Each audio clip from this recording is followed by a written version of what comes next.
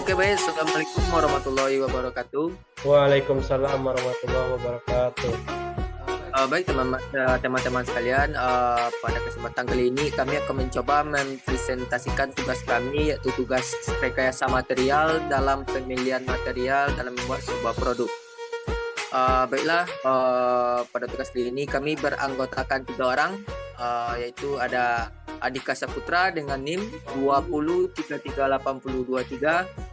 Selanjutnya saya sendiri itu Ismail Aziz dengan NIM 20338008. Selanjutnya itu ada saudara M. Raihan Kopa dengan NIM 20338035. Oke baik, pada topik kali ini kami memilih sebuah materi, yaitu pemilihan material pada frame sepeda. Baiklah, langsung saja kita masuk ke poin pertama. Dalam pemilihan material dalam frame sepeda ini, hal yang pertama yang harus kita perhatikan itu pertimbangan pemilihan material dalam merancang sebuah frame sepeda. Yaitu yang pertama ada keawetan materialnya. Adapun keawetan itu memerlukan pengetahuan tentang kondisi operasional dan bagaimana pengaruhnya terhadap kinerja material tersebut. Kemudian kinerja yang memuaskan dan usia pakai yang dihadapkan tergantung pada keawetan materialnya. Baik, pertimbangan yang harus kita perhatikan yaitu penampilan dari material tersebut, yaitu produk yang didesain dengan baik, itu rumah tangga, struktur, mesin, dan lain sebagainya. Yang harus menarik bagi pelanggan. Kemudian ada gaya, warnanya, dan material yang mempengaruhi penampilan sebuah produk tersebut. Baik, pertimbangannya harus kita perhatikan biaya material yang harus kita perhatikan itu merupakan salah satu pertimbangannya sangat terpenting dalam perancangan ini, itu dalam pemilihan peralatan, penanganan material atau bahannya. Kemudian faktor-faktor yang disebut di atas dapat mempersempit kisaran pemilihan peralatan yang sesuai.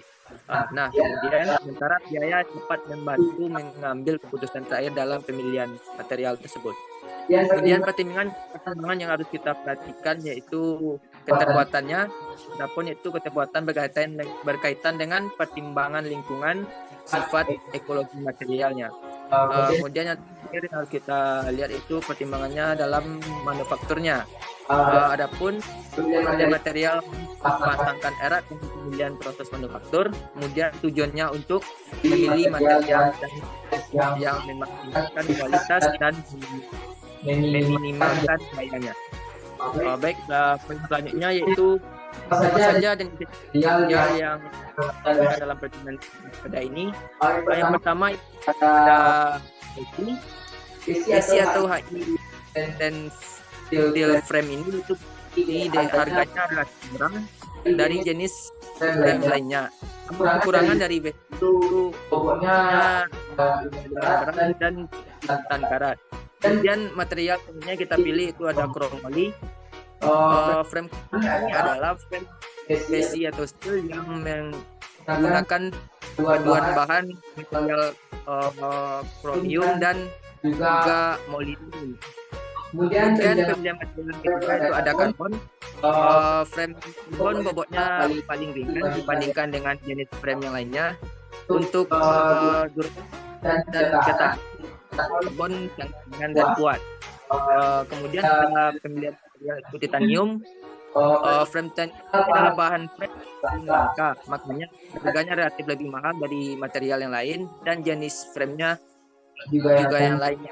Kemudian ada material aluminium. Frame aluminium ini yang paling ada 2 jenis, IP61 dan 7005. Frame aluminium ini standar lebih ringan daripada frame atau material ini. Oke, itulah beberapa jenis material yang kita pilih. Oke, baik, mulai selanjutnya ya perbandingan yang akan dilakukan oleh rekan saya itu kepada saudara M. dan Kopa, dipersilakan. Yang selanjutnya adalah perbandingan density material. Ada 5 kandidat material yang akan kita gunakan. Pertama ada baja, kromoli, aluminium, karbon, dan hingga titanium. Untuk kepadatan, baja ada 7,9, kromoli 7,8, aluminium 2,7, karbon 1,55, titanium 4,5 gram per centimeter kubik. Lalu untuk kekakuan baja 200, kromoli 200, aluminium 69, karbon 90,5, titanium 100. Lalu untuk kekuatan tarik dengan satuan HB itu baja ada 1000, kromoli 700, aluminium 500, karbon 800, titanium 620 HB. Next, operator. Terima kasih. Berikut adalah kelebihan dan kekurangan material.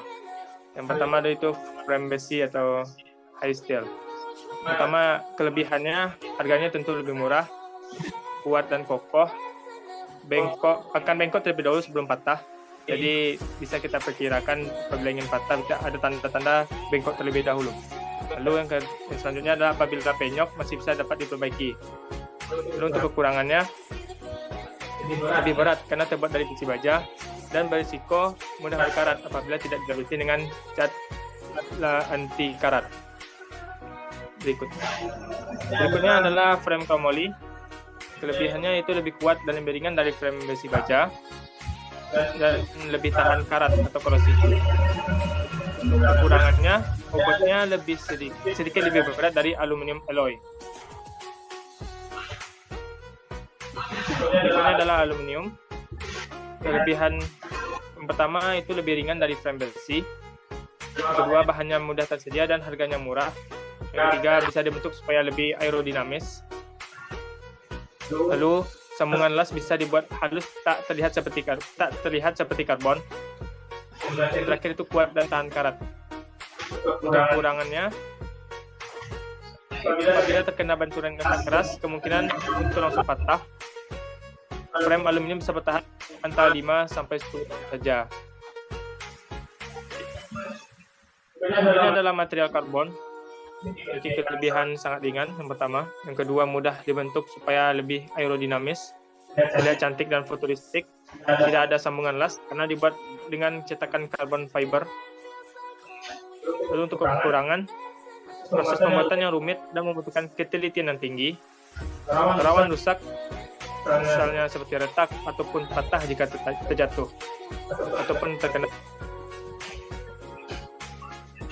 Untuk frame titanium, keunggulannya yang pertama tentu ringan, sangat kuat dan kokoh, durabilitasnya tinggi, anti karat, sangat awet dan tahan lama. Lalu untuk kekurangan sendiri, itu bahan baku titanium sangat langka, harganya yang lebih mahal karena kelangkaannya tadi.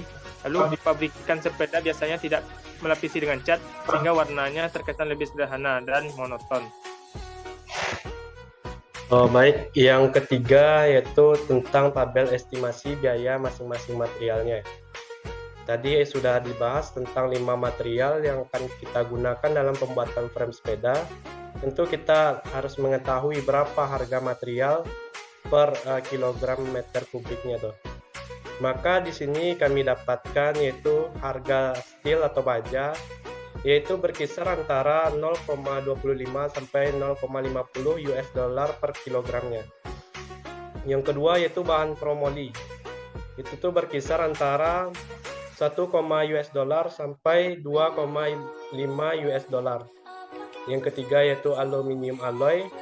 Itu berharga 1,80 US dollar per kilogramnya. Yang keempat yaitu karbon, itu berkisar antara 0,5 US dollar sampai 1,30 US dollar per kilogramnya. Yang bahan kelima yaitu titanium, harga titanium per kilogramnya yaitu 16,25 US dollar. Nampak kita lihat bersama itu tuh frame titanium lah yang paling mahal di antara kelima bahan atau material tadi. Yang berikutnya kita masuk kepada penjaringan material. Nah, pada penjaringan material ini tentulah material yang kita gunakan berbahan dasar metal atau lebih kuat dibanding bahan lainnya ya. Setelah kita identifikasi tadi ada 5 bahan metal yang akan kita gunakan dalam pembuatan frame sepeda tadi. ada besi atau high tin, ada kromoli, aluminium alloy, karbon, dan titanium. Setelah kita identifikasi kelima material tadi, setelah kita dapatkan juga kelebihan dan kekurangan masing-masing material dan harga masing-masing material, maka selanjutnya kita memilih salah satu dari bahan tersebut untuk dijadikan dalam pembuatan frame sepeda. Maka kami lebih cenderung memilih aluminium alloy karena yang pertama dari segi bobotnya yang ringan, yang kedua dari segi harganya yang tidak terlalu mahal, dan dari segi density-nya atau massa jenisnya yang lumayan kuat. Maka setelah kita dapatkan aluminium alloy yang kita pilih, ada juga dua tipe yang akan kita gunakan, yaitu ada tipe 6061 dan 7005. Maka kita identifikasi juga kedua tipe ini. Setelah kita identifikasi, maka kita pilihlah tipe 6061 dari segi density aluminium alloy tipe 6061 itu kepadatan aluminium alloy 6061 yaitu 2,7 gram per cm kubiknya, atau di Britishnya 0,0975 lb per inch-nya ya. Paduan aluminium 6061 ini dapat dipanaskan, mudah dibentuk, dan dapat dilas, dan dapat menahan korosi. Itulah keuntungan dari aluminium alloy tipe 6061 ini. Maka itulah yang kami gunakan atau yang kami pilih dari kelima material ini. Kami lebih cenderung memilih aluminium alloy tipe 6061. Nah, inilah segi desain dari frame sepeda bahan aluminium alloy 6061. Dapat kita lihat bersama, beginilah bentuknya. Dan setelah kita rakit semuanya komponen dari ban, stang, frame, dan berbagai komponen lainnya, maka beginilah hasil akhir yang kita dapatkan dari sepeda dari frame aluminium alloy 6061 yang futuristik, yang tentunya yang dapat bersaing pada industri sepeda saat ini. Nah, itulah dari kesimpulan dari presentasi dari kelompok kami, yaitunya kami lebih memilih frame aluminium 6061, dan itu pun juga banyak digunakan pada industri sepeda saat ini. Ya, saya kembalikan kepada moderator. Oke, baik. Terima kasih kepada saudara Kopa dan Andika Saputra yang telah menjelaskan poin-poin tersebut, yaitu sebagaimana hal-hal yang kita perhatikan dalam pemilihan material dalam membuat sebuah frame sepeda. Yang kita perhatikan itu pertimbangan pemilihan materialnya, perbandingan materialnya, kemudian ada jenis-jenis material yang dipilih, kemudian harus kita perhatikan itu biaya materialnya dan lain sebagainya. Sehingga dari paparan tersebut dari kelompok kami lebih cenderung memilih aluminium alloy dalam pemilihan frame sepeda tersebut. Baiklah teman-teman, itulah paparan materi dalam pemilihan material frame sepeda dari kelompok kami. Semoga bisa kita pahami bersama. Baiklah, itulah presentasi kami. Terlebih dan kurang kami mohon maaf. Kami ucapkan terima kasih. Assalamualaikum warahmatullahi wabarakatuh.